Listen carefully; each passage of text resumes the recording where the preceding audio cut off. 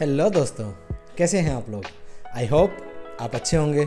अगर आप एक्सप्लोर करना चाहते हैं राजस्थान के कश्मीर को, अगर आप जाना चाहते हैं अरावली पर्वतमाला की सबसे ऊंची चोटी को एक्सप्लोर करने, या फिर आप कश्मीर का मज़ा राजस्थान में लेना चाहते हैं, अगर आप प्लान करना चाहते हैं राजस्थान के कश्मीर माउंट आबू का ट्रिप प्लान, बट आपको पता नहीं है कि ये राजस्थान के किस हिस्से में स्थित है, इसकी ज्योग्राफिकल लोकेशन क्या है, वहाँ पर कैसे पहुँचा जाए, पहुँचने के बाद वहाँ पर रहने के क्या क्या ऑप्शन मिलेंगे, खाने के क्या क्या ऑप्शन मिलेंगे, वहाँ पे घूमना कैसे है, किस किस जगह घूमना है, कितना कितना पैसा लगेगा, तो आप आए हैं एकदम सही जगह। मैं हूँ पवन वैष्णव, स्वागत है आपका मेरे चैनल बीएड बाबा व्लॉग्स में एक नए ट्रिप प्लान के साथ। इस वीडियो में मैं आपके साथ शेयर करूँगा माउंट आबू के ट्रिप प्लान से रिलेटेड सारी इन्फॉर्मेशन। तो चलिए शुरू करते हैं। इस वीडियो को आप पूरा देखिए, क्योंकि अगर आप प्लान कर रहे हैं राजस्थान के कश्मीर माउंट आबू का ट्रिप, तो ये वीडियो आपके लिए काफ़ी इन्फॉर्मेटिव होने वाला है। सबसे पहले बात कर लेते हैं इसके ज्योग्राफिकल लोकेशन की, कि मतलब ये राजस्थान के किस हिस्से में स्थित है। माउंट आबू की बात करें तो ये राजस्थान के सिरोही डिस्ट्रिक्ट के जो अरावली पर्वत श्रृंखला है उसकी गोदी में बसा हुआ है। यहाँ पे पूरे साल भर मौसम एकदम खुशनुमा रहता है, तो आप साल के किसी भी टाइम में जाइए, आपको मज़ा आ जाएगा। अब बात कर लेते हैं कि आपको माउंट आबू पहुंचना कैसे कैसे है। आप भारत की किसी भी सिटीज़ से आ रहे हैं तो आपके लिए क्या क्या मोड ऑफ ट्रांसपोर्टेशंस हो सकते हैं।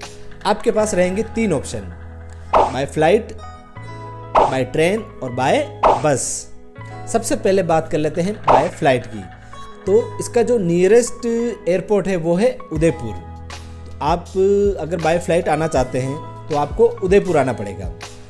अगर आपकी सिटी से उदयपुर के लिए अगर कोई फ़्लाइट नहीं है तो आप जयपुर या अहमदाबाद भी आ सकते हैं। तो आप अगर उदयपुर आ रहे हैं, जयपुर आ रहे हैं, अहमदाबाद आ रहे हैं, तो वहाँ से आप बाय बस आबू रोड आ जाइए। आबू रोड वो बेस प्लेस है जहाँ से माउंट आबू की चढ़ाई शुरू होती है। तो आबू रोड से जो माउंट आबू है वो 25 किलोमीटर की एकदम चढ़ाई है जो पहाड़ों के बीच से होकर गुजरता है, वो बहुत ही शानदार है। अब बात कर लेते हैं बाय ट्रेन की। अगर माउंट आबू के सबसे नियरेस्ट रेलवे स्टेशन देखें तो वो है आबू रोड। तो अगर आप बाय ट्रेन आना चाहते हैं तो आपको आबू रोड आना पड़ेगा, और आबू रोड से वही वापस 25 किलोमीटर आप बाय बस, बाय टैक्सी, जैसे चाहे वैसे ऊपर की चढ़ाई शुरू कर सकते हैं।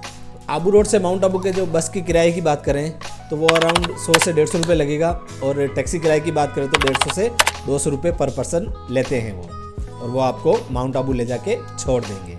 अब बाय बस की बात करें तो आपको लगभग इंडिया की हर मेजर सिटी से उदयपुर के लिए बस मिल जाएगी, और उदयपुर से आबू रोड के बीच की दूरी अराउंड 170-180 किलोमीटर पड़ती है।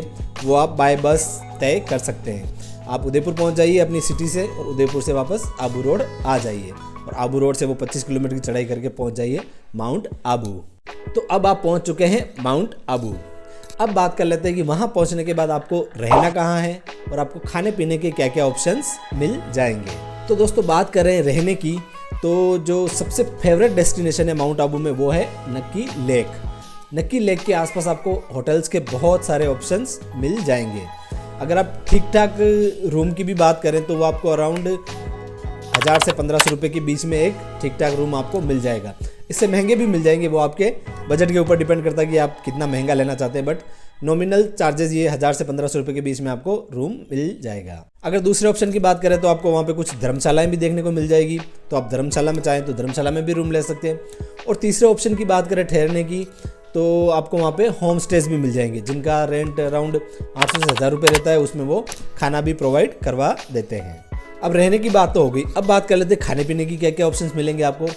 तो आपको माउंट आबू में खाने पीने की कहीं कोई दिक्कत नहीं होने वाली, क्योंकि आपको बहुत सारे ऑप्शंस मिल जाएंगे। आपको वेज मिल जाएगा, आपको नॉन वेज मिल जाएगा, आपको फास्ट फूड्स मिल जाएगा, आपको हर तरह की खाने की चीज़ें वहाँ पे अवेलेबल हो जाएगी। एक तो ये हिल स्टेशन है, दूसरा ये हनीमून के लिए बहुत ज़्यादा फेमस है, तो यहाँ पे आपको खाने पीने के मामले में कहीं कोई दिक्कत नहीं होने वाली। अगर खाने पीने की बात करें तो आपका 100 से 150 रुपये पर मील के हिसाब से आपका खाना हो जाएगा। अब बात कर लेते हैं कि रहना हो गया, खाना हो गया, अब वहाँ घूमना कैसे है, आप वहाँ पे कैसे घूम सकते हैं। अगर आप खुद की गाड़ी लेके आ रहे हैं तो खुद की गाड़ी से घूम लीजिए, कोई दिक्कत नहीं है। वहाँ पे आपको कोई किसी तरह की परमिट या किसी भी चीज़ की ज़रूरत नहीं पड़ेगी। अगर आप खुद की गाड़ी से नहीं आए हैं, बाय बस बाय ट्रेन या ऐसे आए हैं, तो मैं आपसे यही रिकमेंड करूँगा आपको कि आप वहाँ पे स्कूटी या बाइक रेंट पे ले लीजिए, क्योंकि इतना ज़्यादा बड़ा है नहीं माउंट आबू, तो आप आराम से स्कूटी से घूम सकते हैं। 20-25 किलोमीटर का एक एरिया है, उसमें आप आराम से घूम सकते हैं, कोई दिक्कत नहीं है। अगर स्कूटी रेंट की बात करूँ तो मैं 500 से 600 रुपये में आपको स्कूटी मिल जाएगी और 700 से 800 रुपये में आपको बाइक मिल जाएगी। अगर आप चाहें तो वहाँ पे टैक्सी भी रेंट पे कर सकते हैं, और टैक्सी का किराया अराउंड आपको बहुत ज़्यादा महंगा पड़ेगा, वो 2500 से 3000 पर डे का लेते हैं। और वहाँ पे एक राजस्थान गवर्नमेंट की एक बस सेवा भी चलती है जो आपको माउंट आबू घुमा के आपके होटल छोड़ देगी, तो आप वो भी ले सकते हैं। और मैं आपसे ये रिकमेंड करूँगा कि आप एक स्कूटी रेंट पे ले लीजिए। अब बात कर लेते हैं कि आपको कितने दिन का प्लान बनाना है वहाँ पे घूमने के लिए और कहाँ कहाँ पे आपको घूमना है। आइटिनरी की बात कर लेते हैं। तो नंबर ऑफ़ डेज़ की बात करें तो आपको अगर पूरा माउंट आबू घूमना है तो 1 हफ्ता भी कम पड़ जाएगा, और अगर आपके पास टाइम कम है तो आप 2 दिन में भी घूम सकते हैं। तो मैं आपको कुछ मोस्ट फेवरेट डेस्टिनेशंस बताऊंगा। 3 दिन की आपको मैं आइटिनरी बताऊंगा। मेरे हिसाब से वो 3 दिन काफ़ी है। 3 दिन में आप बहुत कुछ कवर कर लेंगे माउंट आबू में। तो मैं आपको 3 दिन की आइटिनरी बताऊंगा। अब बात कर लेते हैं डे 1 की। डे 1 में आप माउंट आबू आ जाइए। माउंट आबू पहुँच गए, माउंट आबू में आपने रूम रेंट ले लीजिए, रहने का जुगाड़ हो गया, खाना वाना खा लीजिए, स्कूटी या टैक्सी जो भी करना है आप हायर कर लीजिए। सबसे पहले आप चले जाइए नक्की लेक, जो कि one of the favourite destination है टूरिस्ट के बीच में। नक्की लेक में आप बोटिंग कर सकते हैं, वाटर एक्टिविटीज़ कर सकते हैं, बहुत ही फोटोजेनिक जगह है। तो आप फोटोग्राफी कर सकते हैं, वीडियोग्राफी कर सकते हैं। आप वहाँ पे फोटोग्राफी कीजिए, वीडियोग्राफी कीजिए, टाइम स्पेंड कीजिए अपना, और आराम से वहाँ बैठ जाइए थोड़ी देर।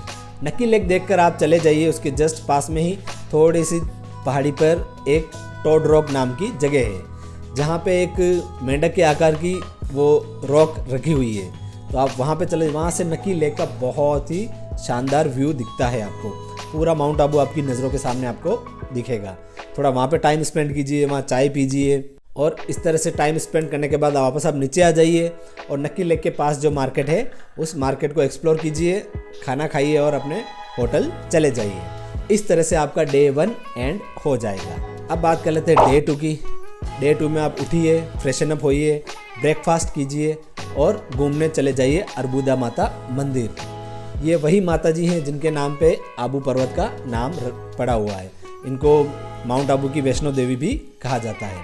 अर्बुदा माता मंदिर पहुंचने के लिए आपको कम अराउंड 365 स्टेयर्स को चढ़ना पड़ेगा। उन स्टेयर्स को चढ़ने के बाद आपको गुफा में माँ के दर्शन हो जाएंगे।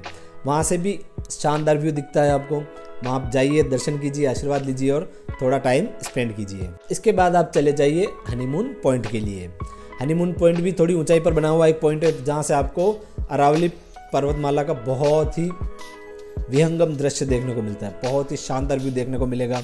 अगर आप मानसून सीजन में जाते हैं तो आपको चारों तरफ फॉग देखने को मिलेगी, मज़ा सा आ जाएगा आपको। वहाँ जाइए, वहाँ पे फोटोग्राफी कीजिए, वीडियोग्राफी कीजिए, और उसके बाद आ जाइए आप गोमुख तीर्थ के लिए। गोमुख तीर्थ में एक हनुमान जी का मंदिर है, वहाँ दर्शन कीजिए, और सीढ़ियाँ उतर के नीचे की तरफ एक वशिष्ठ आश्रम बना हुआ है, वहाँ चले जाइए। वहाँ पे एक गाय की मूर्ति बनी हुई है, वहाँ उसके मुँह से कंटिन्यू पानी की धारा निकलती रहती है, इसलिए उस जगह को गोमुख तीर्थ कहा जाता है। वहाँ दर्शन करने के बाद शाम होते होते आप चले जाइए सनसेट पॉइंट पे। जैसे नाम से ही पता चल रहा है, सनसेट पॉइंट, जहाँ से आपको सूर्यास्त का शानदार नज़ारा दिखेगा। आपको सनसेट का बहुत ही मस्त व्यू देखने को मिलेगा, बहुत ही प्यारा नज़ारा होता है।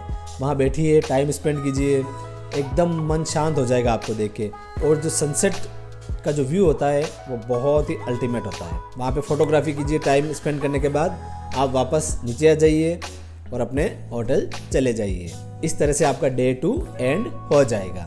अब बात कर लेते हैं डे 3 की। डे 3 में उठिए, ब्रेकफास्ट कीजिए और आप निकल जाइए गुरु शिखर के लिए। गुरु शिखर की बात करें तो ये अरावली पर्वतमाला का सबसे ऊंचा पीक है, सबसे ऊंची चोटी है जो माउंट आबू में स्थित है।